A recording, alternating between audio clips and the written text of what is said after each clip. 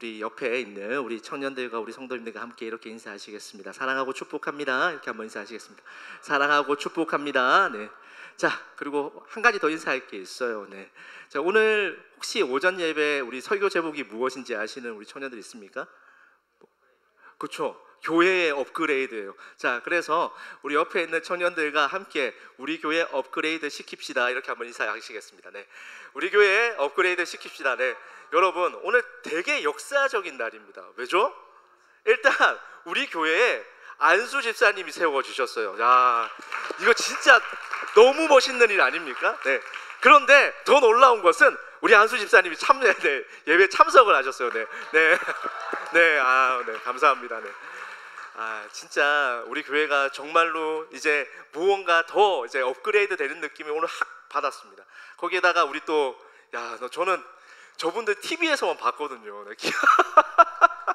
김현욱 집사님, 우리 정도환 집사님, 이제 아마 지겨우실 거예요. 네, 지겨우실 텐데, 네, 그래도 우리 한영애, 네, 박수, 네, 너무너무 감사합니다. 여러분 떡 받으셨죠? 누가 주셨을까요? 네, 우리 집사님께서 마련을 해주셨어요. 기도해 주셔서 너무 감사하다고. 우리가 그런데 이게 교회인 것 같아요. 참 우리가 공간적으로 많이 떨어진 곳에 우리가 있었잖아요. 그런데 저는 물론 오늘 목사님께서 또 아침에 오전 예배 때 뭐 언급하셨지만 전기도 끊기고 다 끊겼는데 카톡은 안 끊겼더라. 그래가지고 네. 그래서 우리가 마치 한 공간에 있는 것처럼 함께 기도하고 함께 우리가 하나님의 어떤 일하심들을 기대하는 것들을 통하여서 정말로 우리가 이게 교회로서 하나님 나라를 함께 경험했던 시간인 것 같습니다. 무사히 와서 함께 예배하는 모습 보니까 이게 진짜 그냥 앉아 있는 것만으로도 그냥 감격이 되는 거예요. 그러니까 제가 굳이 설교를 하지 않아도 이미 예배 가운데 벌써 우리 가운데 은혜가 임했고 감격이 임했다라는 것을 우리 두 집사님만 봐도 그냥 오늘 그냥 두 집사님만 보다가 설교하지 말고 그냥 갈까 뭐 이런 생각도 해봤는데, 네, 그래도 네, 오늘 우리 민수 형제님께서 기도하셨던 것처럼 우리의 생명은 말씀에 있잖아요. 그래서 우리 함께 또 하나님의 말씀을 좀 살펴보았으면 좋겠습니다. 우리 마가복음 같이 우리 묵상하고 있습니다. 다 같이 잘 묵상하고 계신지요? 네, 자신감이 없어요. 그래도 호기롭게 1장 읽을 때는 내가 그래도 마가복음 완주하겠다라는 어떤 강력한 어떤 마음들을 가지고 우리가 임했을 텐데 아마 마음들이 많이 이제 사그라들었을 거라고 저도 생각합니다. 그럴 때마다 다시 어떻게 하면 돼요? 네, 작심삼일이라고 다시 결단하면 돼요. 네. 오늘부터 다시 결단하고 다시 한번 더 잘 마가복음의 그 긴 어떤 여행길을 우리가 끝까지 완주할 수 있는 우리 청년들 다 되었으면 좋겠습니다. 오늘 우리가 나눌 부분은 6장인데 자, 그래도 한번 복습을 하고 나서 우리가 6장을 한번 들어가 봤으면 좋겠어요. 자, 마가복음이 어떻게 시작되고 있죠? 예수 그리스도는 복음의 시작이다. 근데 이 복음에 대한 그 부분들이 우리가 함께 나누었던 것처럼 승리라는 의미였어요. 그래서 마가복음은 예수님이 승리다 라는 것을 우리에게 알려주고 있습니다. 자, 그러면 여러분들이 옆에 있는 우리 다시 한번 청년 한번 보세요. 자, 옆에 있는 사람들이 패배자 같아요? 승리자 같아요? 근데 왜 패배자 같이 살아요? 그죠? 네. 예배 시간에 오면 어떻게 해야 돼요? 저는 근데 오늘 우리 예배가 조금씩 바뀌고 있다는 것을 제가 뒤에서 볼 때마다 이게 진짜 감격이 막 오더라고요. 예전에는 어땠냐면 우리가 예배 드릴 때 찬양하라 그러면 좀 다 이러고 있었죠. 찬양하라. 근데 오늘은 뒤에서 막 이러고 막 제시건전이 와서 막 지르고 그렇죠.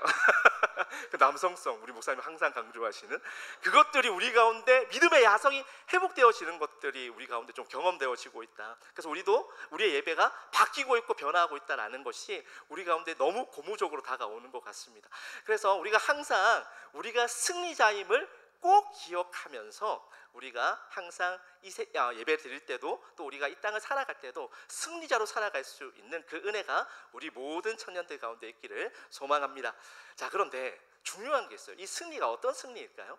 그러니까 우리는 일반적인 승리의 양상을 생각하면 내가 높이 가는 것, 내가 더 빨리 가는 것, 내가 더 많이 획득하는 것, 내 소망이 이루어지는 것을 우리는 보통 승리라고 생각을 합니다. 자, 그런데 마가복음에서 우리에게 들려주고 있는 승리의 이야기는 그 이야기가 아닌 거예요.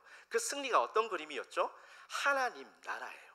이게 진짜 멋있는 거예요. 그래서 우리가 목사님 설교를, 담임 목사님 설교를 다시 한 번 더 우리가 한번 점검을 해보며 한번 복습을 해볼게요. 그래서 2장 때 목사님 이제 2장의 어떤 설교 제목이 무엇인지 기억하시는 분 있으십니까? 없죠. 네, 저만 기억하네요. 진짜 권세였어요. 그 진짜 권세가 어떤 권세죠? 제사함의 권세요. 진짜 멋있지 않습니까? 하나님 나라가 가지고 오는 승리는 우리가 생각하고 있는 그런 일반적인 그림의 승리가 아니에요. 하나님 나라가 우리 가운데 임했음을 보여주는 가장 극명한 모습이 뭐죠? 제사함의 권세를 예수님께서 이 땅 가운데 선포하신 거죠. 그리고 그것들을 성취해 나가시는 거죠. 이게 우리가 마가복음이 우리 가운데 이야기하고 있는 진짜 승리의 모습이란 말이에요. 저는 이 승리를 계속해서 우리가 경험했으면 좋겠습니다. 그런데 우리가 이 승리를 잃어버렸어요. 그래서 한국 교회가 일반적인 승리와 마가복음에서 이야기하고 있는, 복음서에서 이야기하고 있는 승리를 같은 거다라고 이야기하기 시작하면서 교회가 무너지기 시작한 거잖아요. 성경에서 이야기하고 있는 진정한 승리를 회복할 수 있기를 간절히 소망하고 축복합니다. 자, 그런데 중요한 게 또 하나가 더 있어요. 그런데 이 승리를 예수님 혼자 이루어 나가실까요? 어떨까요? 그래서 마가복음에서 가장 큰 사역의 분기점에서 예수님께서 무엇을 하셨냐면 제자들을 세우셨어요. 그래서 3장의 담임 목사님 설교가 뭐였죠? 제자들을 부르시는 거잖아요. 그래서 갈릴리 사역의 초반 1장을 보면 1장 서론 다음에 무엇이 나오냐면 제자들을 세우는 이야기가 나와요. 그리고 나서 3장 5절에 갈릴리 사역의 초반부가 끝이 나거든요. 그리고 나서 또 무엇을 하십니까? 제자들을 다시 부르시고 제자들을 다시 세우세요. 자, 그리고 나서 오늘 우리가 살펴볼 6장 7절부터가 갈릴리 사역의 후기인데 또 예수님께서 무엇을 하시죠? 제자들을 파송하고 있습니다. 제자들을 파송하고 있어요. 하나님 나라는 예수님 혼자 만들어가는 나라가 아니라 예수님께서 누구를 통해서? 제자들을 통해서 함께 만들어가는 나라예요. 자, 그러면 이 이야기가 우리에게도 동일하게 들려줘야겠죠. 여러분은 예수님을 믿습니까? 믿어요? 예원자분이 진짜 믿어요? 자, 그러면 여러분은 예수님의 제자입니까? 이거 아멘 하셔야죠. 똑같은 거잖아요. 예수님을 믿는다, 예수님의 제자이다. 사실 똑같은 질문인데 우리가 왜 버퍼링이 걸렸죠? 그렇게 살아가는 게 싫으니까. 그래서 제 은사 목사님이신 김지창 교수님께서 이런 말씀을 하셨어요. 우리가 이해가 되지 않아 가지고 하나님을 못 믿는 것이 아니라 이해가 너무 되기 때문에 하나님을 믿기가 어렵다, 이런 말씀을 하신 적이 있어요. 그러니까 제가 들으면서 무릎을 탁 쳤습니다. 진짜 그런 거예요. 우리가 하나님의 말씀이 이해가 되기 시작해요. 그런데 어떻죠? 우리 마음 가운데 어떤 마음이 들죠? 우리의 죄성이 우리를 지배하기 시작해요. 그럼 어떻게 되죠? 그렇게 살기 싫은 거예요.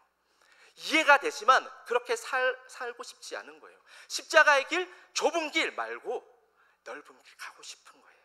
그런데 우리가 지난주에 우리 목사님 말씀하신 것처럼 우리 가운데 중간 길, 회색 길에 있습니까? 없습니까? 없어요.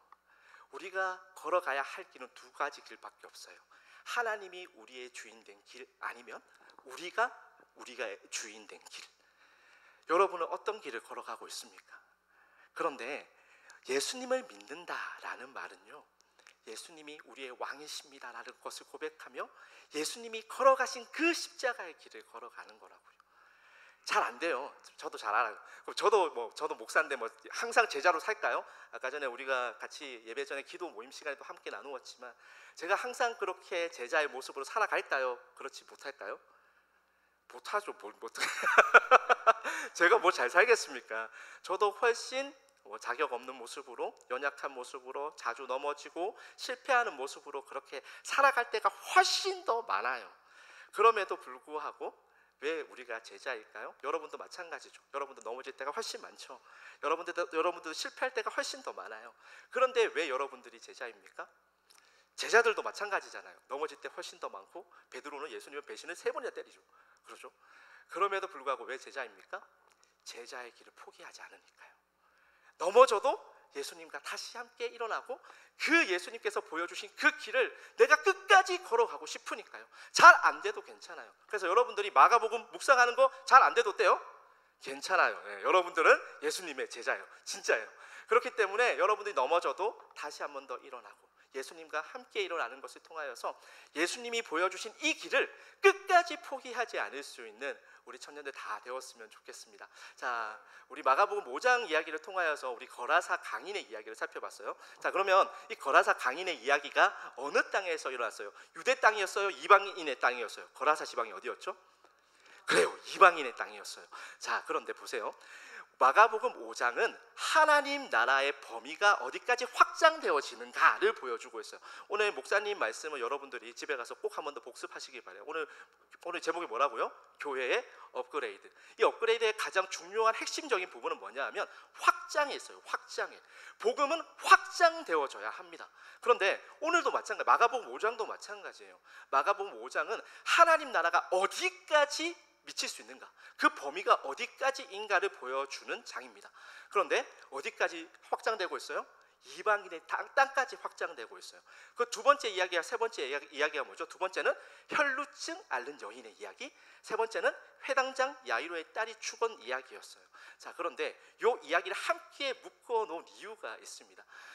구약 성경에서 가장 부정한 사람들, 가장 부정한 존재가 어떤 존재였냐면 첫 번째는 이방인이었어요. 그래서 이방인들과 유대인들이 접촉을 할까요? 접촉하지 않을까요? 접촉하지 않아요. 두 번째가 피입니다. 피. 그래서 피를 묻은 사람은, 그러니까 피가 나는 사람과 접촉을 할까요? 안 할까요? 접촉하지 않아요. 그래서 피가 나는 사람들은 이제 접촉하기 위해서는 정결례, 정결 의식을 통해서 정결한 상태가 되어져야지만 접촉을 할 수 있습니다. 세 번째는 죽은 시체입니다. 죽은 시체도 부정한 존재로 여겨졌기 때문에 접촉하지 않았어요. 근데 마가복음 5장은 어떻죠? 이 3종 세트가 다 같이 묶여 있죠. 그런데 예수님께서 어떻게 하죠? 다 접촉하시죠. 가장 부정한 존재, 그래서 접촉조차 꺼려진 존재에게 예수님께서 어떻게 하고 있어요? 다가가고 있고, 그곳 가운데 무엇이 임했음을 마가복음이 우리에게 보여주고 있죠? 하나님의 나라가 임했음을 보여주는 거예요. 이게 마가복음이 우리 가운데 보여주고 있는 하나님 나라의 어마무시한 정말로 위대한 비전이란 말이에요. 그러면 우리도 마찬가지죠. 우리 삶 가운데, 여러분의 삶 가운데 가장 하나님 나라가 미치지 않는 곳, 그곳까지 하나님 나라가 미칠까요? 안 미칠까요? 미친다고요. 여러분이 살아가는 모든 시간과 공간 가운데 하나님 나라가 세워질까요? 아닐까요? 하나님 나라가 진짜 세워진다고요. 저는 이것을 우리가 믿는 믿음이 우리 가운데 있기를 소망합니다. 이 믿음이, 이 야성이, 믿음의 야성이 사라져 버린 거예요. 그러니 계속해서 개인적인 어떤 문제 가운데 우리가 함몰되어져서 우리 인생의 문제가 해결되어지면 그걸로 신앙의 목표가 마치 다 성취된 것처럼 우리가 그렇게 살아갈 때가 너무 많잖아요. 그런데 그게 아니에요. 그것을 넘어서 하나님 나라가 어디까지 확장되어지는가, 그 하나님 나라가 어느 범위까지 미치는가, 거기에 주목하는 것을 통하여서 우리의 모든 시간과 공간 가운데서 하나님 나라를 세워나가는 우리 모든 청년들 다 되었으면 좋겠습니다. 자, 이제 마가복음 6장으로 이제 들어가서 오늘 이제 본문을 좀 살펴보려고 합니다. 자, 마가복음 6장은 보면 예수님께서 고향 땅에서 배척당하시는 이야기부터 시작을 하고 있어요. 자, 하나님 나라가 어마무시하게 확장되어진다라는 것을 마가복음 5장에서 우리가 살펴보았습니다. 자, 그러면 이 하나님 나라에 들어가기 위한 조건이 무엇일까요? 조건은 믿음이에요. 그래서 우리 혈루증 앓는 여인, 그 다음에 해당장 야히로의 딸이 살아나는 것을 보면 믿음이 강조되고 있다라는 것을 우리가 딱 살펴볼 수가 있단 말이에요. 자, 그런데 보세요. 어떻게 보면 예수님을 가장 가까이 본 사람들이잖아요. 그런데 그 사람들이 예수님을 어떻게 하죠? 배척하죠. 왜죠? 믿음이 없어서.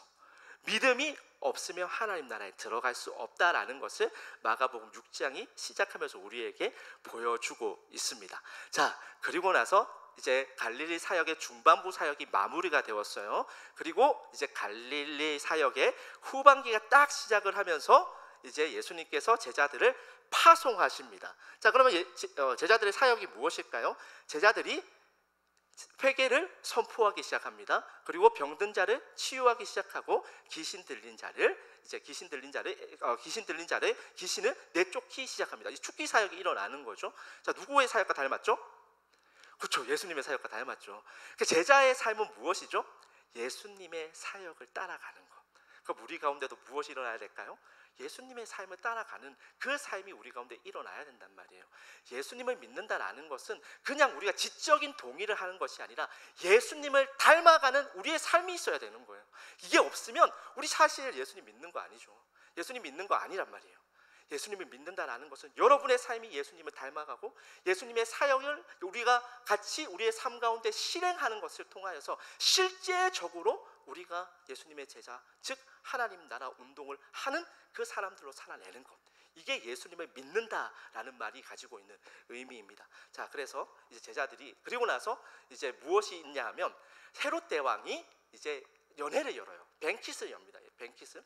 자, 헤롯 대왕이 여는 이 연회, 이 되게 중요한 의미를 가지고 있는데 이 연회는 어떨까요? 화려할까요? 화려하지 않을까요? 너무너무 화려하죠. 세상의 이목을 주목시키는, 그 세상의 모든 이목을 끄는 연회가 바로 이 뱅킷이 바로 헤롯 대왕이 여는 연회란 말이에요. 자, 그런데 시간상 우리가 다 살펴볼 수는 없지만 이 연회의 결과가 무엇이죠? 누가 죽어요? 세례 요한이 죽어요. 맞아요. 세상이 여는 이 연회, 이 세상이 여는 뱅킷은 너무 화려해요. 그래서 많은 사람들의 부러움을 사요. 그런데 문제는 뭐죠? 그 가운데 생명이 없어요. 그것 가운데 파멸이 있단 말이에요. 자, 이것과 대비해서 오늘 예수님께서 또 하나의 연회를 여십니다. 그게 바로 오병이어 사건이에요. 자, 이 오병이어 사건은 사복음서에 우리 지난주에 기천 형제님이 이야기했나요? 다 있었던, 그렇죠. 사복음서에 다 기록되어진 사건입니다. 자, 여러분, 사복음서에 다 기록되어져 있다라는 것은 중요하다는 이야기일까요? 중요하지 않다는 이야기일까요? 그래요. 너무너무 중요하다라는 이야기죠. 자, 그런데 마태복음에는 14장, 누가복음에는 9장, 또 마가복음에는 6장, 요한복음도 6장에 이 오병이어 사건들이 등장을 하고 있습니다. 그런데 이 오병이어 사건들을 우리가 다 찾아가지고 읽어보면 되게 재미있어요. 좀 흥미로운 점이 있습니다. 이 사복음서 중에 가장 긴 복음서가 무엇일까요? 마태복음이 길잖아요, 일단. 그죠? 그런데 그러면 마태복음이 가장 길면 이 오병이어 사건도 자세하게 다루어야 할 것 같은데 우리 마태복음과 누가복음을 나중에 이제 집에 돌아가셔가지고 잠이 안 오면, 이제 잠이 안 올 때 있잖아요, 그죠? 그때 양 하나 양두로 하지 마시고 이제 성경을 펴요. 성경을 펴가지고 오병이어 사건 진짜로 그런가? 김종 목사 사기칠 수 있잖아요, 그죠? 그러니까 거짓말할 수 있으니까 한번 살펴보라고요. 살펴보면 마태와 누가에서는 이거 오병이어 사건을 되게 드라이하게 간단하게 기록하고 있습니다. 되게 재미있죠. 왜 그러냐 하면 이 마태와 누가는 오병이어 사건에 뭔가 포커스를 두기보다는 그 뒤에 있는 사건, 이 마태복음에서는 이제 예수님께서 물 위를 걸으시는 사건과 이게 함께 이 더미로 묶어가지고 이게 의미를 전달을 하고 있단 말이에요. 그래서 이 마태복음에서는 이걸 함께 읽어나가야 의미가 전달이 잘 되어집니다. 누가복음도 마찬가지예요. 누가복음도 이 사건 다음에, 오병이어 사건 다음에 예수님께서 제자들에게 물으십니다.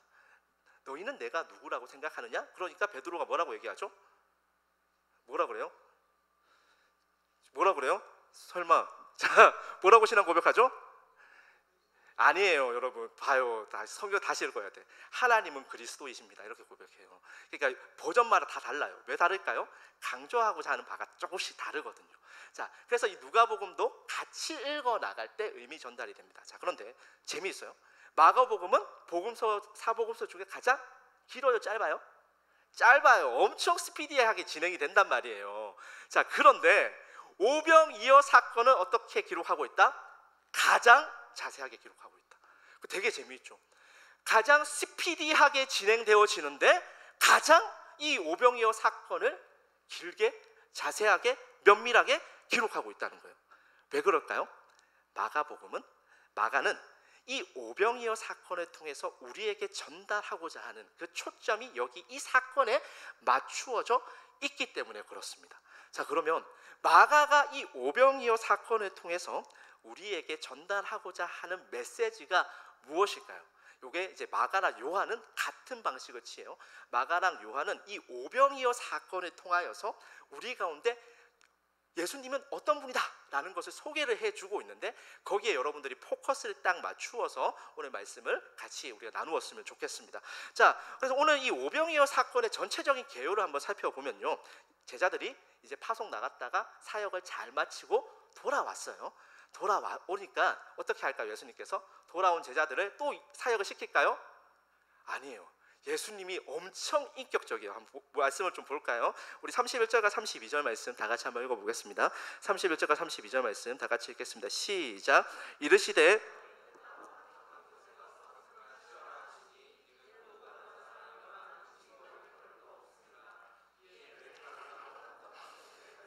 자, 보시면 되게 재미있잖아요. 사역을 마치고 돌아오니까 예수님께서 어떻게 하시죠? 제자들을 배려해서 먼저 한적한 곳에 가서 좀 쉬게 해 주시죠. 저는 여기에 사역적 원리가 있다고 생각합니다. 자, 우리 기쁨의 교회는 어떤 교회죠? 거룩한 자발성. 거기에다가 여러분, 우리가 억지로 무엇을 시킬까요? 담임 목사님과 제가 억지로 시키는 거 있습니까? 없습니까? 진짜입니까? 그죠? 네. 이거 크게 해주셔야 돼요. 왜냐하면 온라인으로 보거든. 그죠?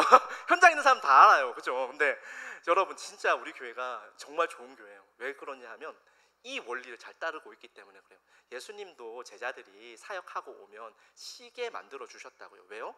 번아웃 당하는 게 최악이니까요. 번아웃 당해서 하나님 나라 같이 못 걸어, 하나님 나라를 같이 꿈꾸지 못하고 하나님 나라를 만들어가지 못하는 그 사역에 동참하지 못하면 그게 최악인 거잖아요. 그런데 예수님께서 제자들을 딱 배려를 해주세요. 한적한 곳을 보내셨습니다. 자, 그런데 되게 재미있는 게 사람들이 이걸 어떻게 알고 먼저 모여들기 시작을 했어요. 먼저 막 모여들었습니다. 자, 모여들었는데 얼마 정도 모여들었을까요? 남자만 5,000명이 모여들었대요. 자, 옛날에는 남자만 카운팅을 했단 말이에요. 자, 그럼 5,000명 정도 모였으면 대략적으로 전체가 모인 그 여자와 어린아이들까지 포함하면 어느 정도 될까요? 10,000명 훨씬 넘죠. 한 15,000명 정도. 15,000명에서 20,000명 정도가 예수님을 보기 위해서 수많은 사람들이 몰렸습니다. 자, 그리고 나서 예수님께서 지금 예배를 드리는 것처럼 이렇게 하나님 말씀에 대해서 잘 알려주셨겠죠. 그리고 나서 저녁때가 되었습니다. 저녁때가 되니까 밥때가 지났어요. 밥때가 지나니까 어떻죠? 항상 은혜도 뭐부터 열려야 돼요? 입이 열려야 되잖아요. 그죠? 배가 고프기 시작했습니다. 항상 우리가, 그러니까 저는 은혜 받으면 배가 안 고프다 이런 말은 다 거짓말이에요. 그렇죠? 자, 우리 교회는 또 좋은 교회인 게 뭐죠? 수요 예배 전에 금요 기도에 뭐부터 줍니까? 그렇죠. 밥부터 주죠. 밥을 먹어야, 밥을 든든히 먹어야 은혜를 받죠. 그런데 여러분, 이게 다 똑같다고요. 우리가 항상 우리의 육신의 몸을 입고 사는 존재이다 보니까 우리가 항상 이 배고프면 이걸 참지를 못해요. 아무리 예수님께서 말씀을 은혜롭게 하셔도 배는 고프다 안 고프다? 배는 고프다. 자, 밥때가 지났습니다. 그래서 예수님께서 제자들을 보내시죠. 제자들은 너희가 가지고 있는 것 좀 나눠줘라 라고 이야기를 하시니까 제자들이 뭐라 그래요? 하나도 없는데요? 이렇게 된 거죠. 네. 하나도 없다고 얘기하니까 그러면 먹을 것 좀 구해와라 라고 말씀을 하니까 제자들 뭐라고 그러죠? 아니, 이 사람 다 먹이려고 하면 얼마가 필요하다고요? 우리 말씀 한번 볼까요? 얼마가 필요하다고요? 200데나리온. 여러분, 200데나리온 어느 정도 된다고 생각하십니까? 200데나리온. 여러분, 좋은 성경 가지고 있는 분들은 옆에 이렇게 뭐 풋노트 가운데 설명도 좀 있을 텐데 200데나리온이 그러니까 알바 이런 거 말고 그러니까 번듯한 이게 중성 남성의 7개월에서 8개월의 사렙이라고 그래요. 그러니까 어느 정도 될까요? 몇 천만 원 된다는 것은 기본적으로 우리가 파악이 되잖아요. 그죠? 이게 어마무시한 돈이에요. 그러니까 수많은 사람들을 먹이기 위해서는 이만큼 많은 비용이 든다라는 거죠. 자, 그렇게 물으니까 예수님께서 뭐라 그러죠? 그러지 말고 그럼 사람들한테 얼마나 이제 음식이 있는지 한번 조사 한번 해봐라 라고 얘기하니까 이 제자들이 조사를 하기 시작을 했습니다. 이 조사를 했는데 이 결과가 어떻죠? 떡 5개, 물고기 2마리. 자, 여러분, 이게 보여주는 게 뭘까요? 이 사람들이 가난했다, 부했다? 엄청 가난했다. 엄청 가난했다. 갈릴리 지역이 얼마나 못 사는 동네였는지를 보여주죠. 15,000명이 모였는데 고작 먹을 게 뭐가 있었다고요? 떡 5개와 물고기 2마리요. 야, 이게 얼마나 가난해도 이게 이 정도 가난하면 너무 가난한 거잖아요. 그런 급비난 상황 가운데 놓여져 있는 사람들이 지금 예수님을 보기 위해서 모여들었다라는 것을 이야기를 해주고 있습니다. 자, 그러자 예수님께서 어떻게 하죠? 그 떡 5개와 물고기 2마리를 축사하고 이렇게 나눠주기 시작하죠. 나눠주는데 어떤 일이 벌어졌을까요? 우리 42절 말씀 볼까요? 42절 말씀. 자, 42절, 43절, 44절 말씀 다 같이 한번 읽어보겠습니다. 자, 시작. 다 배불리 먹고 남은 떡 조각과 물고기를 12바구니에 차게 거두었으며 떡을 먹을 남자는 5,000명이었더라. 아멘. 자, 보세요. 그런데 어떻게 됐죠? 배불리 먹었어요? 안 배불리 먹었어요? 42절 말씀 보니까 다 배불리 먹었대요. 진짜 말도 안 되는 기적, 미라클이 일어난 거죠. 어떻게 떡 5개와 물고기 2마리로 이 수많은 사람들이 배불리 먹을 수 있을까요? 그래서 이것을 이제 성경을 이제 무언가 사실적으로 받아들이는 사람들, 이 성경을 그러니까 이성적으로 받아들이는 사람들은 이 구절을 가지고 이렇게 해석을 하는 사람들이 있어요. 요만큼씩 먹었대요. 떡 5개 이래 가지고 부스러기 먹으면서 와, 예수님께서 먹여 주셨으니까 배가 찼다. 네, 차라리네. 그래요. 말도 안 되는 소리잖아요, 그죠? 이게 다 배불리 먹었다라는 이 배불리라는 뜻은 풍성하게 먹었다는 거예요. 풀로 찼다라는 거예요. 그러니까 제가 뷔페를 되게 좋아하거든요. 뷔페를 가면 어떻게 할까요? 일단 안 먹어요. 그 전날부터 안 먹고 그날 가면 어떻게 하죠? 진짜 음식을 여기까지 채울 정도로 이 목구멍에 넘어올기 전까지 먹습니다. 그리고 제가 얼마나 많이 먹는지는 담임 목사님께서 더 잘 아실 거예요. 저는 질보다는 양이다. 그래서 항상 많이 먹습니다. 그런데 여기까지 채운 상태를 배부르다라고 성경에서 이야기를 하고 있는 거예요. 그러면 이 사람들이 부스러기 먹고 나서 예수님과 함께 있었으니까 은혜를 받아가지고 배부르게 느껴졌다, 가스라이팅 당했다, 이런 이야기가 아니란 말이에요. 그죠? 이 이야기는 실제적으로 배가 찼다라는 말입니다. 자, 되게 재밌는 사건이잖아요. 그죠? 우리가 오병이어 사건은 여러분들이 주일학교를 거치면서 모든 사람들이 다 알고 있는 사건입니다. 자, 그러면 마가가 이 사건, 우리가 너무나도 잘 알고 있는 이 사건을 되게 면밀하고 되게 자세하게 기록을 하고 있단 말이에요. 왜 그랬을까요? 왜 마가가 이 오병이어 사건을 우리에게 클로즈업 해가지고 보여주고 있을까요? 자, 왜 그랬을까요? 이게 우리가 가져야 할 첫 번째 질문입니다. 예수님이 짱짱맨인 것을 우리가 알려주기 위해서, 그러니까 예수님이 기왕짱이다, 예수님의 능력 대박이다, 이 이야기를 하기 위해서 마가가 이 이야기를 되게 우리 가운데 클로즈업 해가지고 자세하게 들려주는 것일까요? 여러분들 어떻게 생각하십니까? 그렇기 때문에 우리가 이 오병이어 사건을 우리 삶 가운데 적용하면 어떻게 하냐면, 예수님께서 우리의 결핍을 아시고 우리의 결핍을 풍성하게 채우시는 분이다, 이렇게 적용할 때가 참 많잖아요. 그죠? 저는 이 적용이 나쁘다라고 생각하지 않습니다. 이 적용도 물론 의미 있는 적용일 거예요. 그런데 마가가 이야기하고자 하는 그 진의에서는 조금 벗어나 있는 적용이 아닐까 생각이 됩니다. 정말로 예수님이 짱짱맨임을 소개하고 싶어서, 예수님의 능력이 킹 왕짱임을 우리에게 알려주고 싶어가지고 이 이야기를 하고 있을까요? 정말 그럴까요? 자, 예수님이 보세요. 예수님이 그 사람들을 보시면서 어떻게 반응하고 있는지를 34절 말씀을 보여주고 있는데, 자, 34절 말씀을 다 같이 한번 읽어보겠습니다. 우리 6장 34절 말씀이에요. 6장 34절 말씀 다 같이 한번 읽어보겠습니다. 자, 시작. 예수께서 나오사 큰 무리를 보시고 그 목자 없는 양 같음으로 인하여 불쌍히 여기사 이에 여러 가지로 가르치시더라.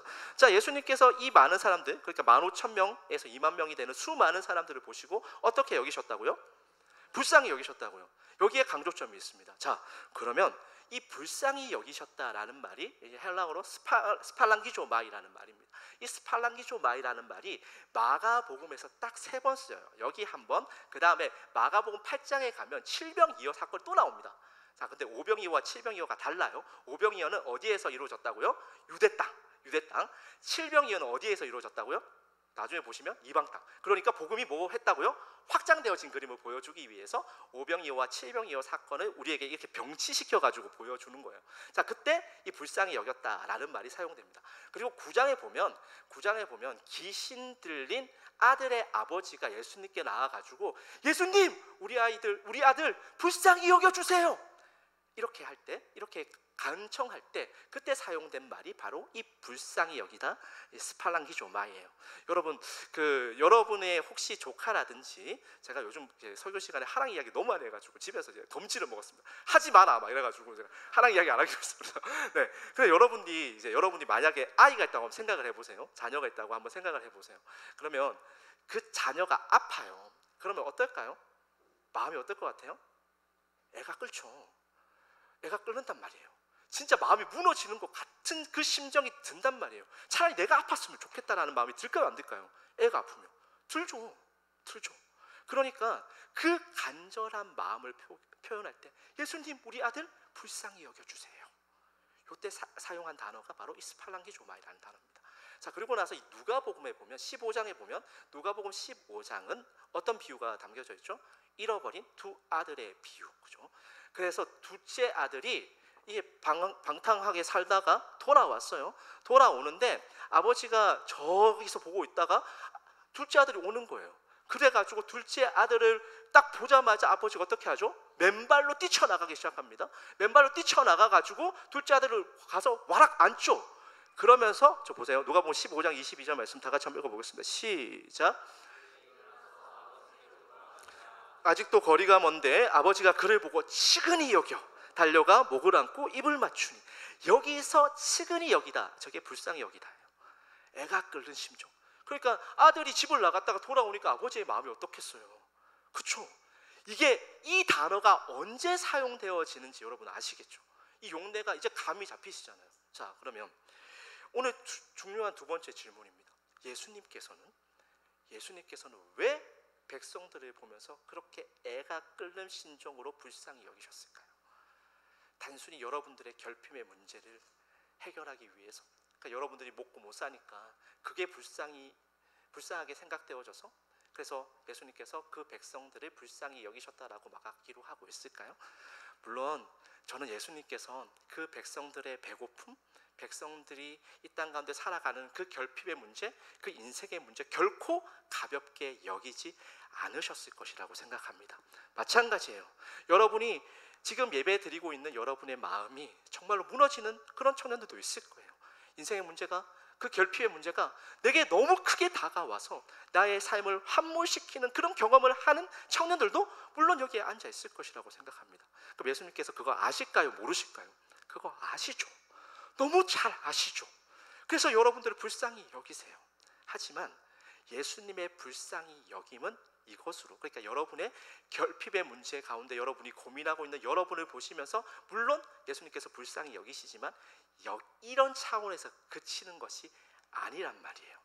그래서 오늘 우리가 이 오병이어 사건이 구약에서 어떤 말씀의 성취인지를 좀 살펴보아야 하는데 에스겔 34장 말씀을 좀 살펴보았으면 좋겠습니다.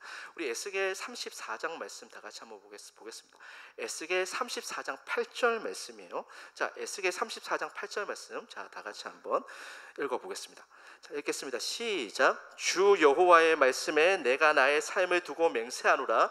내 양떼가 노략거리가 되고 모든 들짐승의 밥이 된 것은 목자가 없기 때문이라. 내 목자들이 내 양을 찾지 아니하고 자기만 먹이고 내 양떼를 먹이지 아니하였도다. 아멘. 자, 에스겔 34장은요 어떤 이야기를 우리에게 들려주고 있냐 하면 목자가 없는 양떼의 이야기를 우리에게 들려주고 있어요. 목자가 없는 양떼는 어떨까요? 목자가 없는 양떼는 노략거리가 된대요. 노략거리. 이 노략거리가 무슨 말일까요? 전쟁을 해요. 전쟁에서 하면 폐잔병들이 생기게 되겠죠. 포로들이 생기게 되겠죠. 그 포로들과 그 폐잔병들의 삶을 여러분도 한번 생각해 보십시오. 얼마나 피폐하겠습니까? 얼마나 수치스럽겠습니까? 얼마나 수모스럽겠습니까? 그 이야기를 들려주고 있는 거예요. 목자가 없으면 우리의 삶이 피폐해진다. 목자가 없으면 우리가 그렇게 수치를 당하게 된다. 목자가 없으면 우리는 결국에 그래서 폐잔병들이 그 결국이 무엇입니까? 들짐승의 밥이 되는 거예요. 죽는단 말이죠. 파멸이 우리 가운데 온다는 말입니다. 목자가 없으면요. 자, 그리고 나서 우리가 다시 마가복음 우리 6장 34절 말씀으로 다시 한번 돌아가 보겠습니다. 자, 6장 34절 말씀을 보니까 이제 뭐가 딱 보이기 시작할 거예요. 불쌍히 여기셨는데 왜 불쌍히 여기셨죠? 뭐가 없어서? 목자 없는 양 같아서. 백성들이 왜 예수님께서 그 백성들을 보면서 그렇게 애가 끓는 심정으로 바라보셨다고요? 왜 불쌍히 여기셨다고요? 뭐가 없어서? 그 백성들에게 목자가 없어서요. 목자가 없어서요. 목자가 없는 그 백성들을 보면서 예수님의 마음이 무너지는 거예요. 마찬가지죠. 오늘 우리가 살아가고 있는 신앙생활의 대부분은 무엇이냐면, 여러분이 생각하고 있는 그 결핍의 문제가 해결되어지면 우리 신앙생활의 목적이 이루어졌다라고 생각하며 신앙생활 할 때가 너무 많은 거예요. 내가 취업이 되면, 내가 어떤 시험에 합격이 되면, 그리고 나서 내가 소망하는 것들이 이루어지면 그게 내 신앙생활의 전부인 것처럼 살아갈 때가 너무 많아요. 저는 여러분들의 인생의 결핍의 문제가 여러분들에게 가볍다 이런 이야기를 하고 있는 것이 아닙니다. 예수님도 그거 불쌍히 여기세요.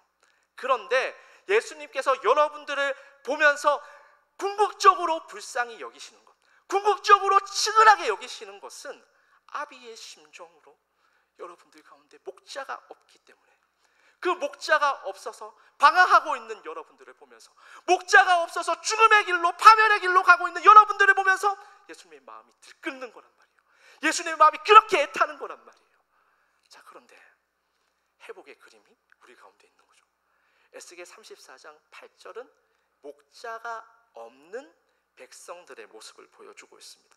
자, 그런데 10절부터 15절까지 말씀을 우리가 다시 한번 천천히 다 같이 한번 읽어볼 텐데, 어떤 약속이 우리 가운데 성취되어지는지, 목자가 돌아왔을 때 어떤 일이 일어나는지에 우리가 좀 초점을 맞추면서 같이 읽어보도록 하겠습니다. 10절부터 다 같이 읽겠습니다. 시작. 주 여호와께서 이같이 말씀하시되 내가 목자들을 대적하여 내 양떼를 그들의 손에서 찾으리니 목자들이 양을 먹이지 못할 뿐 아니라 그들이 다시는 자기도 먹이지 못할지라. 내가 내 양을 그들의 입에서 건져내어서 다시는 그 먹이가 되지 아니하게 하리라. 주 여호와께서 이같이 말씀하셨느니라. 나 곧 내가 내 양을 찾고 찾되 목자가 양 가운데 있는 날에 양이 흩어졌으면 그때를 찾는 것 같이 내가 내 양을 찾아서 흐리고 캄캄한 날에 그 흩어진 모든 곳에서 그것들을 건져냈지라. 내가 그것들을 만민 가운데에서 끌어내며 여러 백성 가운데에서 모아 그 본토를 데리고 가서 이스라엘 산 이외와 시냇가에와 그 땅 모든 거주지에서 먹이되 좋은 꼴을 먹이고 그 우리를 이스라엘 높은 산에 두리니 그것들이 그곳에 있는 좋은 우리에 누워 있으며 이스라엘 산에서 살찐 꼴을 먹으리라. 내가 친히 내 양의 목자가 되어 그것들을 누워 있게 할지라. 주 여호와의 말씀이니라. 자, 진짜 너무 멋있지 않습니까? 양떼를 잃어서 백성들이 노략거리가 되었어요. 백성들의 삶이 완전히 망가졌어요. 완전히 파멸되었어요. 그런데 누가 돌아오시는 거죠? 목자가 돌아오시는 거예요. 목자가 돌아와서 어떤 일을 행하시는 거죠? 가장 어두운 곳에 있는, 가장 절망적인 상황에 있는 그 양떼들을 건져내시는 거예요. 건져내실 뿐만이 아니라 무엇 한다고요? 좋은 꼴로 먹이신다고요. 15절 말씀 보니까, 그래서 하나님께서 다시 돌아와서 우리에게 어떤 약속을 해주고 있냐면, 내가 너희의 목자가 되어 너희를 쉬게 할 것이다. 이 약속을 에스겔 34장이 우리에게 주고 있습니다. 자, 오병이어 사건은 이 사건의 완전한 성취입니다. 목자는 무엇을 찾는다고요? 양떼를 찾아요. 가장 어두운 날에, 가장 절망적인 상황 가운데, 그래서 인생의 문제, 결핍의 문제로 고민하고 고심해서 그래서 주저앉아 있는 그 양떼를 찾습니다. 그리고 나서 무엇을 하십니까? 그래서 좋은 꼴을 먹이세요. 자, 좋은 꼴을 먹이시는 그 장면이 나와 있을까요? 안 나와 있을까요? 우리 마가복음 6장 39절 말씀 다 같이 한번 보겠습니다. 6장 39절 말씀 다 같이 한번 볼게요. 마가복음 6장 39절 말씀 다 같이 읽겠습니다. 시작. 제자들에게 명하사 그 모든 사람으로 떼를 지어 푸른 잔디 위에 앉게 하시니. 아멘. 여러분, 뭐에 앉게 하신다고요? 여러분, 이게 괜히 마가가 거기에다가 이 푸른 잔디 색깔 초록초록하다는 거 자랑하고 싶어가지고 그래서 여기에 기록하고 있을까요? 아니죠. 이걸 통해서 예수님이 우리의 목자가 되셔서 돌아오셨다라는 것을 우리에게 보여주고 있는 거죠. 에스겔 34장의 그림이 누구를 통해서 성취되었다라는 것을 우리에게 보여주고 있습니까? 예수님을 통해서. 우리의 진짜 목자이신 예수님이 진짜로 오셨다. 이 이야기를 오병이어 사건을 통해서 우리에게 들려주고 있는 거예요. 그래서 예수님께서 자신을 뭐라고 우리에게 소개하고 있습니까? 요한복음 10장 11절 말씀이에요. 요한복음 10장 11절 말씀 다 같이 한번 읽어보겠습니다. 자, 시작. 나는 선한 목자라. 선한 목자는 양들을 위하여 목숨을 버리거니와.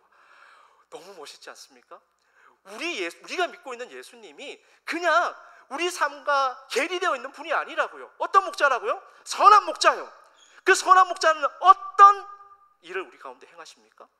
양떼를 위하여 무엇도 아끼지 않는다고요?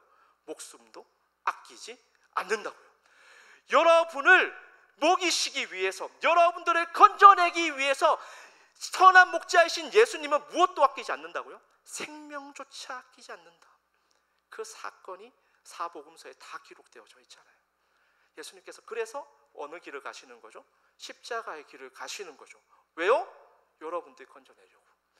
절망 가운데서, 인생의 문제 가운데서, 그래서 수치와 수모를 당하고 있는 여러분들을 건져내시기 위해서, 여러분들을 구원하기 위해서 예수님께서 자신의 생명조차 아끼지 않으시는 진짜 목자라고요.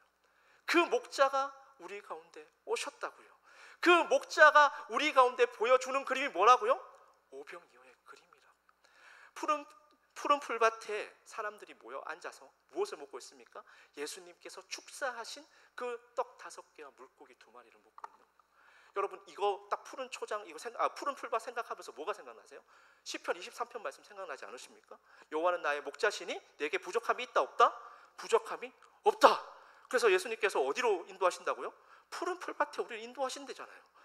이 구약의 그림이, 구약의 약속이 이 마가복음 6장에 기록되어져 있는 오병이어 사건에 그대로 성취되었다. 누구를 통해서? 진짜 목자이신 예수님을 통해서 성취되었다라는 것을 우리에게 너무나도 극명하고 분명하게 지금 보여주고 있는 것입니다. 여러분, 이 시편 23편은 누가 썼죠? 다윗이 썼어요. 다윗이 썼는데 이거 언제 썼을까요? 적들에게 쫓길 때, 사망의 음침한 골짜기를 지나고 있을 때 썼다고요. 그러면 우리가 생각하면 여호와는 나의 목자시니 부족함이 있어요 없어요? 부족함이 있죠. 왜 내가 사망의 음침한 골짜기를 지나고 있습니까? 이 길 예수님께서 이 길 하나님께서 막아주셨어야죠. 이 길 목자인 하나님께서 막아주셨어야죠. 그런데 사망의 음침한 골짜기를 지나고 있다고요. 그런데 왜 부족함이 없다라고 이야기하고 있습니까? 하나님께서 함께 하시기 때문이라고, 하나님께서 우리를 안위하시기 때문이라고 고백하고 있지 않습니까? 자, 보세요. 그래서 시편 23편 6절의 엔딩을 보면 우리가 왜 다윗이 하나님이 우리의 목자이신데 부족함이 없다라고 고백하는지를 보여주고 있어요. 23편 6절 말씀 다 같이 한번 읽어보겠습니다. 다 같이 읽겠습니다. 시작. 내 평생의 선하심과 인자하심이 반드시 나를 따르리니 내가 여호와의 집에 영원히 살리로다. 아멘. 자, 보세요.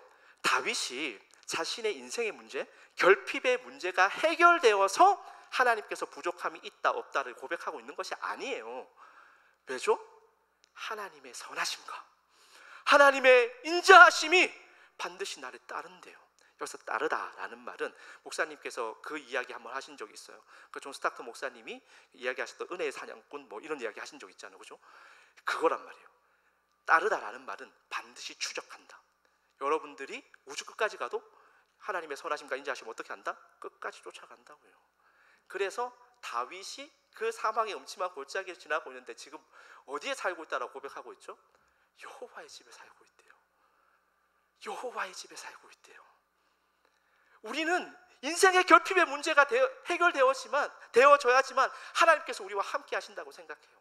그런데 다윗이 이야기하고 있는 여호와는 나의 목자이십니다라는 고백이 가지고 있는 함의는 이런 차원이 아니었던 거예요. 다윗도 힘들었죠. 다윗도 사망의 음침한 골짜기를 지나가고 있어요. 얼마나 마음이 아팠겠습니까? 얼마나 절망적이었겠습니까? 그런데 그 길을 지나고 있는 그 다윗이 하나님이 나의 목자이신데 내가 부족함이 없대요. 왜요? 하나님께서 보여주시는 다른 차원의 그림을 다윗이 보았고, 다윗이 결국에 그 가운데서 여호와의 집에 살았다, 여호와의 집에 영원히 살게 될 것이다 라고 고백하고 있기 때문이에요. 그 소망이 있기 때문에 다윗은 하나님이 우리의 진정한 목자이시며 부족함이 없다라고 고백하고 있는 것입니다. 사랑하는 청년 여러분, 죄와 사단이, 제 세력이 여러분에게 주고 있는 가장 세련된 전략이 무엇일까요? 어떤 전략을 가지고 여러분들을 유혹하고 미혹한다고 생각하세요? 야, 죄 지어봐 이렇게 꼬실까요? 가스라이팅 할까요? 네, 그렇지 않습니다. 무엇을 하냐 하면요, 여러분들이 참 목자이신 예수님을 못 보게 만드는 거예요. 우리가 가져야 할 진정한 소망을 사그라들이게 만들어버리는 거예요. 잃어버리게 만드는 거예요. 생명의 소망을 잃어버렸어요. 하나님 나라에 대한 소망을 잃어버리게 만드는 거예요. 누가요? 사단이요. 누가요? 죄요. 죄가 우리를 그렇게 지배한다고요. 우리 인생의 문제 가운데, 우리 결핍의 문제 가운데 우리가 살아갈 때면 우리가 너무 아프죠. 너무 고통스럽죠. 저도 알아요. 여러분들이 얼마나 급한지, 여러분들이 얼마나 간절한지 너무나도 잘 알고 있다고요. 예수님도 그 잘 알고 계셨어요. 그런데 예수님께서 여러분들을 불쌍히 여기신 것은 그 인생의 문제로 헤매어서 거기서 여러분들이 함몰되어져서 예수님을 바라보지 못함 때문입니다. 그것 때문에, 그래서 참 생명에 대한 소망을 잃어버린 여러분들을 보면서, 참 하나님 나라에 대한 소망을 잃어버린 여러분들을 보면서 예수님의 마음이 무너지는 거예요. 그런데 그 예수님이 오셨어요. 예수님이 우리의 인생의 문제 가운데 들어오셨어요. 우리의 결핍의 문제 가운데 들어오셨어요. 그리고 나서 예수님께서 보여주시는 것은 무엇이죠? 내가 진짜 목자다. 내가 너희를 기쁨과 풍요로움과 너희가 잃어버린 그 생명에 대한 소망을 회복시켜 줄 진짜 목자가 왔다. 이 이야기를 예수님께서는 오병이어의 이야기를 통해서 우리에게 들려주고 있는 것입니다. 다시 마가복음 6장 42절 말씀을 볼게요. 42절, 43절, 44절 말씀을 보니까 이거 너무 기가 막히잖아요. 그리고 나서 딱 보니까 다 배불리 먹었대요. 남은 떡조각과 물고기를 12바구니에 차게 거두었고 떡을 먹은 남자가 5,000명이었더라 라고 기록하고 있습니다. 너무 멋있는 그림이잖아요. 예수님께서 진짜 목자가 되셔서 백성들 가운데 오셨어요. 인생의 결핍의 문제를 넘어서, 또 인생의 문제를 넘어서, 우리의 절망의 그 문제를 넘어서 예수님께서 생명에 대한 소망을 우리에게 주시고, 여러분들 이거 보면서 와, 여기 진짜 우울하다 막 이렇게 안 느끼시잖아요. 기쁘다, 풍성하다, 이런 그림 딱 느끼잖아요. 예수님께서 그것을 우리 가운데 지금 보여주고 있단 말이에요. 우리가 아까 전에 헤롯 대왕이 연 뱅킷, 연회에 대해서 우리가 잠깐 나누었습니다. 그 뱅킷은 되게 화려해요. 그런데 화려한데 그 끝이 무엇이었다고요? 파멸이었다고요. 그런데 예수님께서 오늘 우리에게 여시는 새로운 연회가 있어요. 그 연회가 오병이어 사건이었습니다. 근데 그 오병이어 사건 가운데는 무엇이 있죠? 참 목자이신 예수님이 보여지죠. 그리고 그 예수님을 통해서 우리 가운데 새로운 생명들, 또 예수님이 주시는 그 기쁨과 풍성함이 이 연회 가운데, 이 뱅킷 가운데 있다라는 것을 우리가 볼 수 있습니다. 여러분, 이 마가복음을 썼을 때 어떻게 기록했을 것 같아요?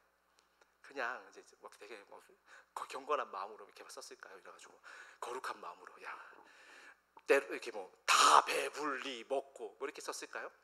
저는 마가가 이거 썼을 때 진짜 환희에 찼다고 생각해요. 너무 기뻐가지고 이 이야기를 전해주고 싶은 거야. 너무너무 좋은 거예요. 전율 하지 않았을까요? 너무 환희에 차서 이 이야기를 들려주고 싶지 않았을까요? 왜요? 구약에 그렇게 약속했던, 그래서 우리가 양떼 잃은 그 상황 가운데 처해져 있어서 수치와 수모를 당했는데 이제 하나님이 돌아오셨다. 이제 예수님이 왔다.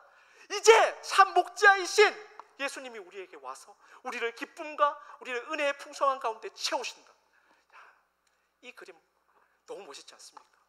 저는 마가의 오병이어 사건의 이 이야기가 지금 예배를 함께 드리고 있는, 말씀을 같이 나누고 있는 우리 청년들 마음 가운데 다시 한 번 더 아로새겨지기를 소망하고 축복합니다. 예수님이 그렇게 우리 가운데 들어오셨다고요. 우리의 목자이신 예수님이 진짜 오셨다고요. 그렇기 때문에 여러분, 이제 여러분들의 삶이 바뀌어야 합니다. 왜요? 우리는 이제까지는 우리 인생의 문제가 해결되어져야지, 그래서 개인의 문제, 그 결핍의 문제 가운데 너무 자기 연민에 빠져가지고 진짜 우리가 바라보아야 했던 그 비전들, 하나님 나라의 비전, 그 생명에 대한 소망 다 잃어버리고 살았잖아요. 그런데 아니에요. 그거 이제는 옛날 이야기예요. 예수님께서 이제 여러분 가운데 걸어 들어오셨어요. 그리고 여러분들의 진짜 목자가 되어 주실 거예요. 그리고 이제 여러분들의 삶을 우리가 이 세상이 말로 다 할 수 없는 그 기쁨과 풍성함으로 채울 거예요. 여러분, 이 오병이어 사건이 이제 2000년 전에 있었던 이야기로 끝이 날까요? 아니에요. 이 오병이어 사건 지금 우리가 드려지고 있는 예배 시간을 통해 우리 가운데 다시 확인되고 있는 것 아닙니까? 왜요? 예배 시간을 통해서 우리는 진짜 목자이신 예수님을 바라보잖아요. 그죠? 예수님이 진짜 우리의 목자이십니다 이렇게 고백하잖아요. 그죠? 그래서 그 예수님을 통해서 우리가 잃어버렸던 생명에 대한 소망 다시 한 번 더 회복하잖아요. 그래서 하나님 나라에 대한 그 비전들, 그 소망들 이제 우리의 비전이 되는 것 아닙니까? 그러니 예배 시간을 통해서 이 오병이어의 사건은 우리 가운데 경험되어지는 실제적인 사건이고 우리 현실 가운데 이루어지는 하나님의 은혜의 방편이었음을 우리가 살펴볼 수 있는 것입니다. 저는 이 소망을 여러분들이 잃지 않으셨으면 좋겠습니다. 그래서 우리 옆에 있는 우리 청년들하고 이렇게 한번 인사하시겠습니다. 하나님 나라 잔치에 잘 오셨습니다. 먼저 이렇게 한번 인사하시겠습니다. 하나님 나라 잔치에 잘 오셨어요. 자, 여러분 이 잔치 가운데 바라보아야 할 분이 한 분 계세요. 자, 그래서 이렇게 또 한번 인사하시겠습니다. 예수님만이 우리의 참 목자이십니다. 이렇게 한번 인사하시겠습니다. 예수님만이 우리의 참 목자이십니다. 그래요. 자, 예수님만이 우리의 참 목자이십니다. 그래서 예수님을 통해서 우리가 무엇을 경험하며 살죠? 예수님을 통해 기쁨과 풍성함을 누리며 살아가게 되는 것입니다. 그래서 오병이어에서 예수님께서 보여주신 이 기쁨과 이 풍성함이 우리의 삶을 채우고 우리의 예배를 채우고 여러분의 기도를 채우기를 간절히 소망하고 축복합니다. 우리 함께 결단하면서 우리 찬양하면서 같이 좀 기도했으면 좋겠는데요. 우리 찬양팀 좀 나와주시고요. 무슨 찬양을 할까 같이 좀 고민을 하다가 마침 이제 찬양팀에서 올라왔던 송리스트를 봤습니다. 그런데 아름다우신이라는 찬양이 있는 거예요. 진짜 예수님 아름다우시지 않습니까? 우리의 목자 되시는 예수님 진짜 아름다우시지 않으세요? 저는 이 찬양을 우리가 다 같이 고백하는 것을 통해서 우리의 진짜 목자 되시는 예수님을 함께 바라보는, 그래서 함께 결단하는 시간 가졌으면 좋겠습니다. 우리 함께 찬양하도록 하겠습니다.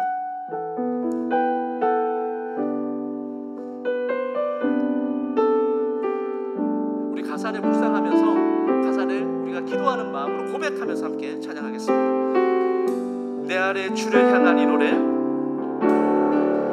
내 안에 주를 향한 이 노래, 영원한 노래 있으니 날 향한 주님의 그 시선, 날 향한 주님의 크신 사랑 영원히 찬양하리라.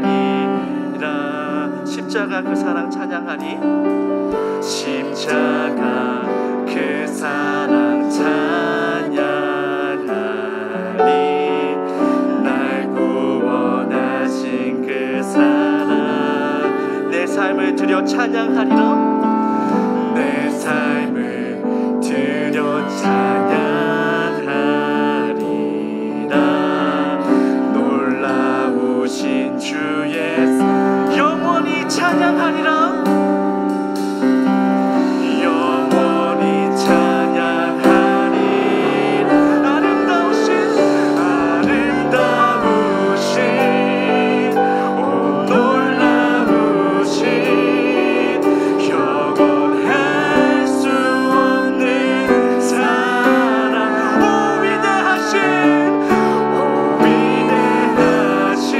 하나님의 사랑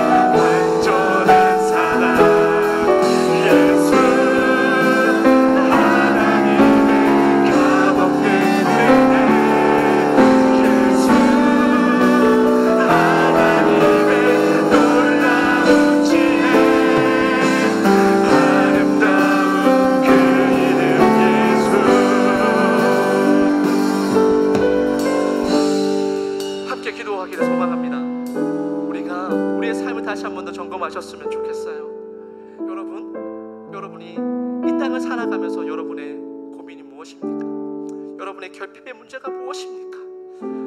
근데 중요한 것은 우리는 그 결핍의 문제가 우리 인생의 문제의 전부라고 생각하는 거예요. 그래서 목자를 잃어버렸어요. 그래서 생명을 잃어버렸어요. 그래서 우리가 가져야 할 그 영원한 복량 하나님 나라에 대한 그 소망을 잃어버리고 살아요. 그러니 우리가 불쌍하잖아요. 그래서 예수님께서 이 땅에 오셨어요. 여러분을 건져내기 위해서, 그 어둠 가운데, 그 절망 가운데 있는 여러분들을 건져내기 위해서 주님께서 오셨어요. 아름다운 주님께서 우리의 참 목자가 되셔서 여러분을 건져내실 거예요. 이제 우리가 해야 할 것은 예수님, 우리의 인생의 문제를 넘어, 우리 결핍의 문제를 넘어 예수님 바라보기를 소망합니다. 예수님 바라보기를 우리가 결단합니다. 참 목자이신 예수님만 바라보겠습니다. 우리가 이렇게 함께 기도하며